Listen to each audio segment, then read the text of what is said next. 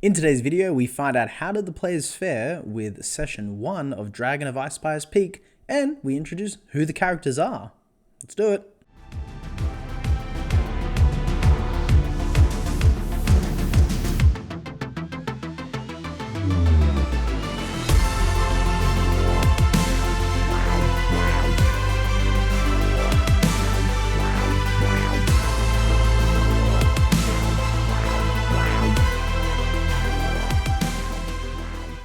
Hello everyone and welcome back to the DMSide. Now, before we jump into how did Session 1 pan out, we're going to introduce the characters. Who are the heroes, the adventurers that are going on this grand campaign? Now, bear in mind they are brand new players, and so the story, the backstories are lacking in some areas, and in most cases are actually non-existent, because really they just want to get a feel for D&D. This is the first experience. Our very first hero is known as Janet, a 60-ish year old woman who is a barbarian, and her backstory, as far as I've been told so far, she has a daughter who is married to a sheriff of another town. They have some disagreements, but as far as she knows, a noble or nobles have sent a group of bandits to their town to acquire something from them. And so there's some kind of scuffle or tension between the family there. So there's a lot for me to actually play with, and I've decided that I'm actually going to use the Castellantas from Waterdeep Dragon Heist as the nobles that hired the bandits to retrieve something from them. Our next character is Tiggy Winkle, a dwarf cleric. Now, not much of a backstory, but definitely a very interesting character. As far as we've been told, the player has told us that Tiggy is the type of person, woman that has always done different classes, learnt new things, and so it's as if though adventuring is just another class for her. And so away she goes, and she is now adventuring with this group. Then we have Gobbleknock, the barbarian gnome.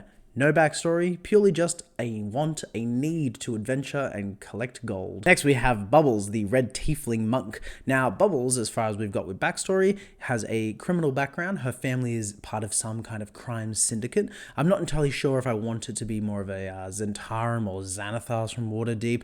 If I want to push into that Waterdeep Dragon Heist sort of area for a potential future campaign, I could potentially enjoy putting her family in that setting, especially since we've already got the Castellantas involved with another party member. And then finally, our paladin, Rain, who is a merfolk, come up from the seas looking to adventure to find herself, see what purpose she really does have, and really just along for the ride, and has found a nice family with this group of misfits. Now that we've got our heroes out on the table, we know who our adventurers are, and we know as much as we could possibly know about them by now, please feel free to like this video to help others see it, subscribe so you won't miss out on future content, and as always, comment down below what your thoughts are on these characters and where I might be able to take them. Let's jump into how did the session go? Starting off in Harbin Wester's office, the players very quickly got to the antics of trying to get more money out of him. 50 gold didn't sound like that much of a payment. Also wanting to try and get a bit more information out of him as far as where might the wagon be, when was it meant to arrive, who could have possibly taken it. However, he didn't really have that much information, and so they decided after berating him for long enough, then realizing he was quite useless actually, that they were going to leave and go and search through the town for clues. Now, that might be a fault on my part as a DM. I thought that I'd given enough information that the wagon had yet to arrive and that it was scheduled to arrive and that the road itself could be relatively dangerous. However, somewhere along there, the players must have thought that maybe someone in town was actually trying to sabotage the wagon from arriving. So they spent most of the day talking to Tolman at the Stonehill Inn and then really berating Darren, the half-elf that is quite elderly now and owns the orchard farm in Phandalin and actually lives in Phandalin. Then they found out he was an ex-adventurer. They asked him what he would do, which gave me a bit of a chance to say, well, I guess I'd go look for it.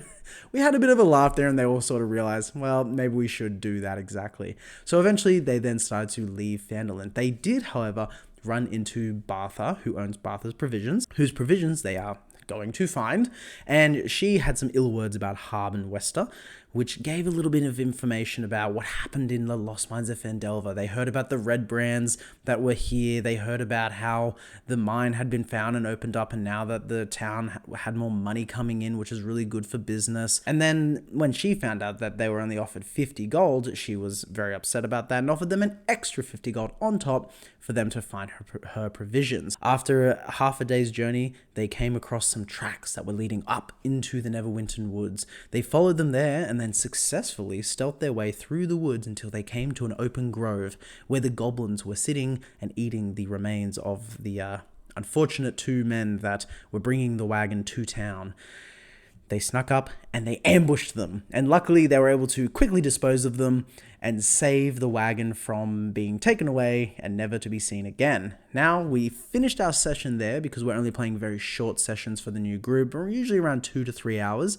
I'm expecting that next session they'll bring the goods back to Bartha, will get their reward, and then they will probably go and see Harbin to get his part of the reward, upon which I'm going to dish out some more information. So, on my list of what I think would be a good idea is the Gnomes of Gnomengard with the Mimics is always a very fun one for brand new players, so that will be an option. Then Harbin will also offer them to take some goods up to the Neverwinter woods to his brother, because that'll really give them a lot of travel time. We can have some nighttime battles, some beasts and things coming in and out.